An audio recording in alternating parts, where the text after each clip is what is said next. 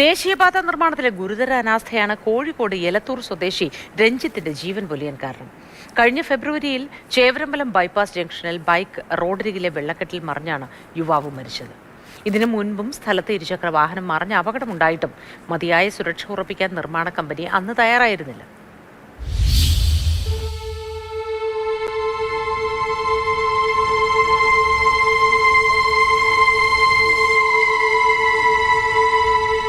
മോൾക്ക് അച്ഛൻ്റെ ഒരു ഇത് കിട്ടാനില്ലല്ലോ, അത് നിന്നില്ലേ.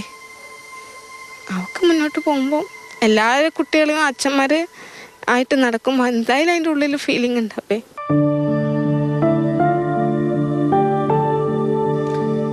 രഞ്ജിത്തിന്റെ മരണത്തോടെ ഭാര്യ പ്രിയയും മകളും അനാഥരായി. കുടുംബം പോറ്റാനുള്ള ഓട്ടത്തിനിടെയായിരുന്നു അന്ന് രാത്രിയിലെ അപകടം. കഴിഞ്ഞ വർഷം ഫെബ്രുവരി 3 ദുബായിൽ ജോലി ചെയ്തിരുന്ന രഞ്ജിത്ത് കോവിഡ് കാലത്താണ് നാട്ടിൽ തിരിച്ചെത്തിയത്. കടവും ബാധ്യതകളുമുണ്ട്. പകൽ സമയത്തെ ജോലിക്ക് പുറമെ രാത്രിയിൽ സ്വിഗ്ഗി ഭക്ഷണ വിതരണ ജോലിയും ചെയ്യാൻ തുടങ്ങി. ഭക്ഷണ വിതരണത്തിനായി പോകുന്നതിനിടെയായിരുന്നു അപകടം. ദേശീയപാത നിർമ്മാണം നടക്കുന്നയിടത്ത് അരികിലുള്ള വലിയ കുഴി രഞ്ജിത്തിന്റെ ശ്രദ്ധയിൽപ്പെട്ടില്ല.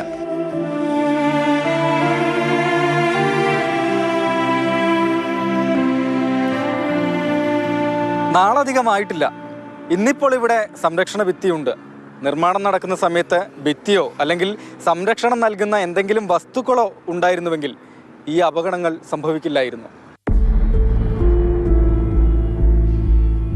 രഞ്ജിത്ത് അപകടത്തിൽപ്പെടുന്നതിന് ദിവസങ്ങൾക്ക് മുൻപ് മറ്റൊരു സ്കൂട്ടർ യാത്രികനും ഇതേ കുഴിയിൽ വീണിരുന്നു. താടിയെല്ലും വാരിയെല്ലുകളും പൊട്ടി.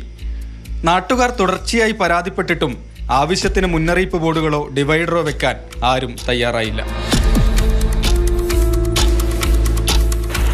രഞ്ജിത്തിന്റെ മരണത്തിൽ ദേശീയപാത അതോറിറ്റിക്കും നിർമ്മാണ കമ്പനിക്കുമെതിരെ പോലീസ് കേസെടുത്തു. പക്ഷേ കുടുംബത്തിന് അർഹമായ നഷ്ടപരിഹാരം ഇതുവരെ ലഭിച്ചിട്ടില്ല.